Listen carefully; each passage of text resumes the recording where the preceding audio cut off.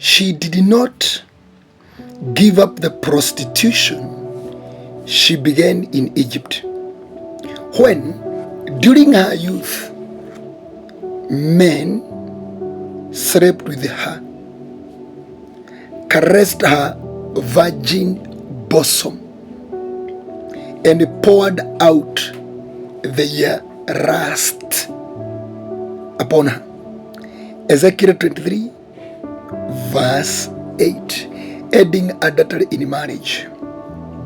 We continue to see dangerous effects of marital unfaithfulness. When we are going to stay here for a while in Ezekiel 23, this is God who is complaining about his bride or wife by name Ohora and Ohoriba. If you read throughout the book of Jeremiah and Isaiah, the Lord called himself the husband. Even through Hosea, he calls himself the husband of these people, and he called them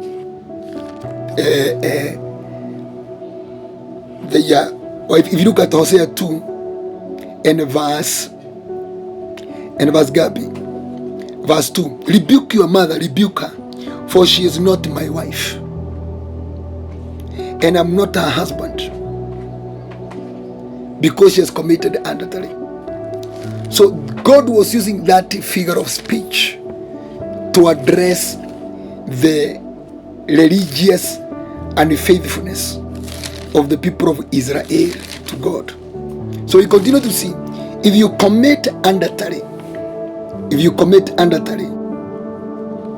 whether it is in spiritual form or physical form, it has consequences. Number one, if you look at Ezekiel 23, we have just read verse 8, that incriminates Ohora. This is Ohoriba of promiscuity. Number one, it is in verse 9. Therefore I handed her over to her lovers, the Assyrians, for whom she lusted. Number one, dangerous effect. So here, the initial adultery is with Egypt, where her virgin bosom was caressed, her breast folded, and all that. Still married to God, but indulging with the Egyptian deities systems. So number one, he says, handed you over to the Assyrians, to your lovers, Assyrians. Now this is intricate. Assyrians were very, very bad colonizers. They were very, very, very aggressive colonizers. So when you commit adultery hands you over to the Assyrians. What does that mean? Adultery hands you over to superior, senior, lethal, demonic system. These Assyrians are the one that Jonah had been sent to in Nineveh to go and preach to them, and he refused because of the atrocities they had committed. They would split the wombs open when the woman is pregnant, and it was bad. They would cut your neck here, and they leave you there for death. They would cut your nose here, and they leave you that way. And these Assyrians are the ones that assimilated the northern kingdom, and they became Samaritans, losing their original identity as Jews and Hebrews. The Samaritans that Jesus was preaching about at the pool of Sychar. So if you continue to pray the adultery hands you over to Assyrians or Arameans. You remember the Ben-Hadad. So that one is very key. And this is where Manasseh found himself in. Number 2 is verse 10. They stripped her naked. When you commit adultery, you are stripped naked. You tell me, But anybody that is committing adultery, you must remove clothes. I'm not talking about these mutuba clothes. I'm talking about spiritual garment. When you commit adultery, the full armor of God, the garment of salvation, or the garment of righteousness, or the garment of the supernatural is stripped off. Remember Jesus, he was wearing a garment without a hem. When they were crucifying, they removed the garment and casted rods. But if you remember Adam and Eve, when they were created, they were both naked and they were not ashamed toward each other. Why? There was a covering on them. So when you commit adultery, adultery removes spiritual covering. So you now become exposed and vulnerable. So you can be attacked by any stray demon. Number 2, took away her sons and daughters. Number 3, when you commit adultery, your sons and daughters are taken away.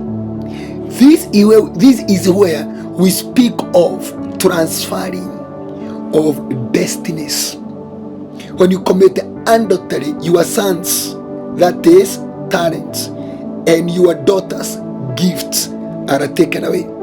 So when you are going to commit adultery, know that adultery is a spiritual transaction, whereby through that action of feeling good, you are paying in exchange of your sons and daughters, your gifts and your talents, your potencies and tonics, your vibrations and energies. You lose them. Something else, number 4, he says, and he killed her with the sword. When you commit adultery, you are killed with the sword. What does that mean? When you commit adultery, adultery has the potential of introducing the sword of death. That's why you notice many people who commit adultery, something in their life must die.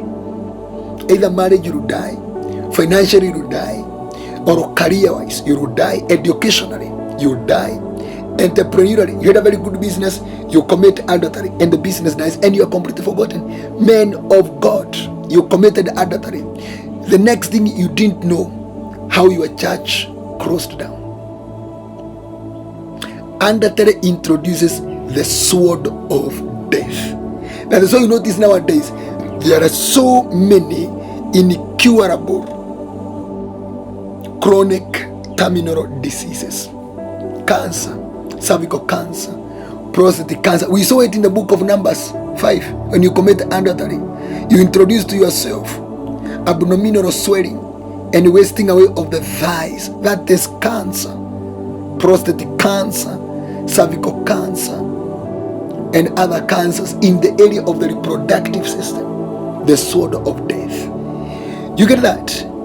And then if you look still at the same verse, she became a byword among women. That is number what? When you commit adultery, you become a byword. What does that mean? The moment you commit adultery, you become an object of scorn. You become a disgrace that the people discuss about. That's why you notice many people who have committed adultery, they don't command reputational authority, because adultery makes you a byword. Then he says, among women, and punishment was inflicted on her. The moment you commit adultery, punishment is inflicted on you. And what we have discussed are a type of punishment. But when we say punishment was inflicted on her, what does that mean? Adultery, when you commit adultery, in most cases, you don't attract forgiveness.